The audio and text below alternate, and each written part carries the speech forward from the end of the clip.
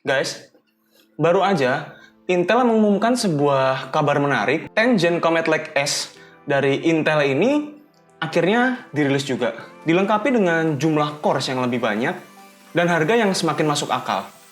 Prosesor ini didesain untuk menghentikan sebuah pendarahan hebat dari pembantaian sadis dari AMD dengan adanya prosesor seperti Ryzen 3000 series. Perusahaan produksi motherboard yang menjadi partner Intel pun mengumumkan lebih dari 40Z490 motherboard untuk chip terbaru dari Intel ini, yang mana mendukung soket LGA 1200. Ngomong soal harga yang semakin masuk akal, tahun lalu Intel menurunkan harga chip HEDT sampai 50% saat berhadapan dengan AMD Threadripper.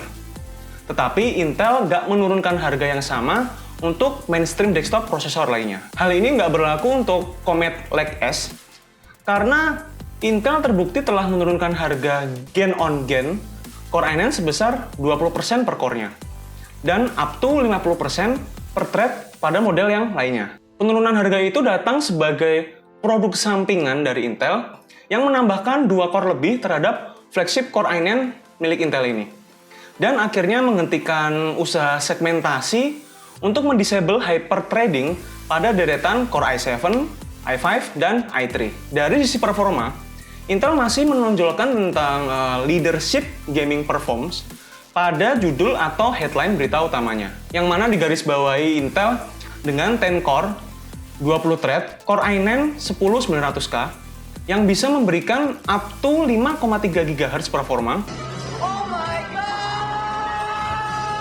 pada 2 core melalui sebuah pairing terhadap beberapa teknologi. Chip seharga $488 ini jelas terlihat memberikan pukulan keras terhadap prosesor populer dari AMD, seperti misalnya Ryzen 9 3900X. Bahkan, Intel memberikan klaim bahwa 10900K mengalahkan Core i9 9900K di sekitar 10-33% pada beberapa Intel Optimized Game. 5,3 GHz bisa dibilang cukup menarik jika dilihat dari settingan stok, dan jelas membuat pertarungan AMD dengan Intel menjadi semakin menarik pada price point tersebut.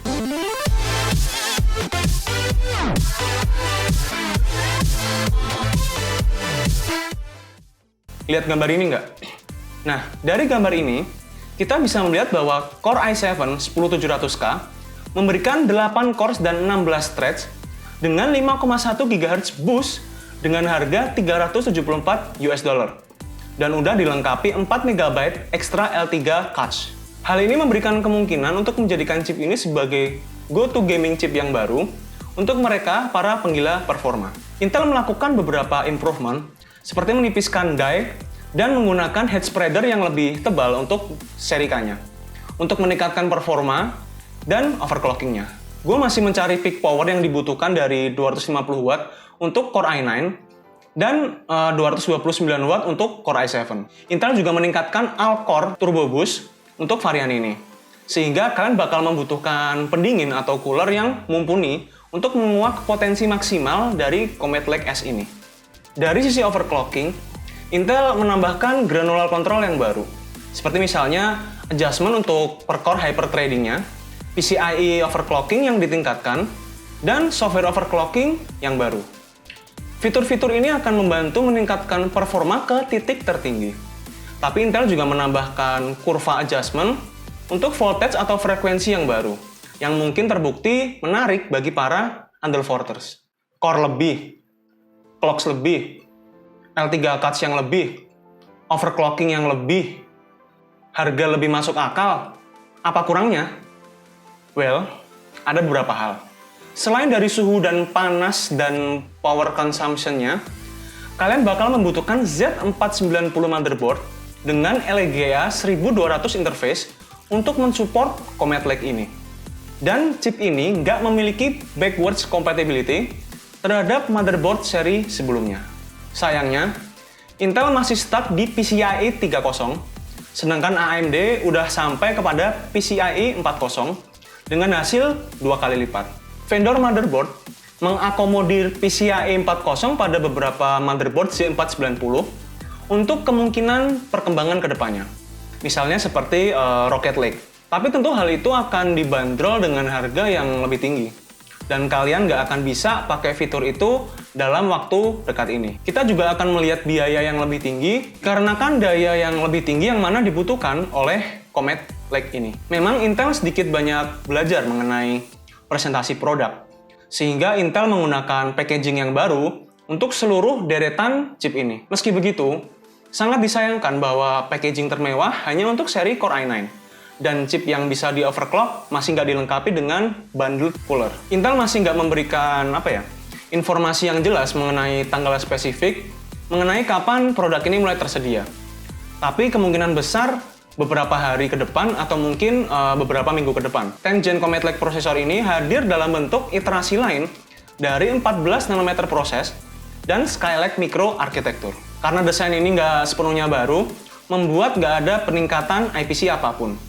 Nah, Comet Lake juga hadir dengan rangkaian perbaikan silikon yang mengurangi resiko penurunan performa dan beberapa rentanan keamanan. Chip ini juga masih hadir dengan Intel UHD Graphics 630 yang juga kita lihat pada generasi sebelumnya dan beroperasi pada clock yang sama juga. Intel juga meningkatkan support memori dari dual channel DDR4 2666 menjadi DDR4 2933 untuk model Core i7 dan Core i9. Sedangkan untuk Core i5 dan Core i3 masih sama seperti chip Coffee Lake Refresh, yaitu DDR4 2666. Beberapa vendor motherboard menyediakan Z490 dengan kapabilitas DDR4 5000, sehingga memori overclocking terlihat lebih menjanjikan dari sebelumnya. Untuk mendapatkan gambaran perbandingan mengenai Intel dan AMD, sekarang gue ingin mencoba memberikan beberapa perbandingan mengenai Comet Lake terbaru dari Intel ini dengan lawan setingkatnya dari AMD. Di sini gue akan coba membandingkan Comet Lake Core i3 dengan Ryzen 3. Dari gambar yang kita lihat di sini, sulit untuk mencari tahu kenapa, tapi Intel menghilangkan Core i3 K series yang bisa di overclock dari Comet Lake family. Intel Core i3 9350K terbukti menjadi sebuah chip yang menakjubkan untuk sebuah chip gaming setelah overclocking. Dan mengingat Ryzen 3 3300X dan 3100 yang akan segera dirilis nantinya, Intel perlu meningkatkan pertahanan mereka untuk range harga ini.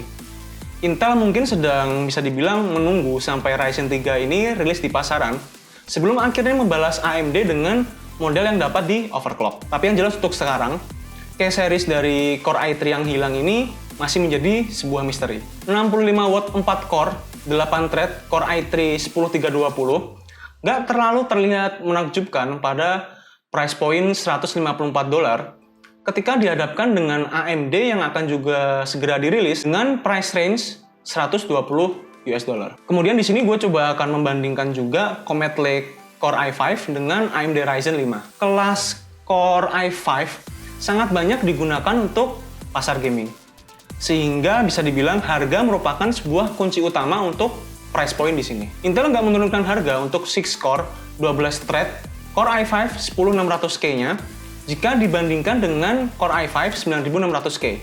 Namun, tambahan threading tentu meningkatkan proporsi nilai yang lebih. 10600K beroperasi pada 4,1 GHz base clock dan bisa di-boost sampai 4,8 GHz.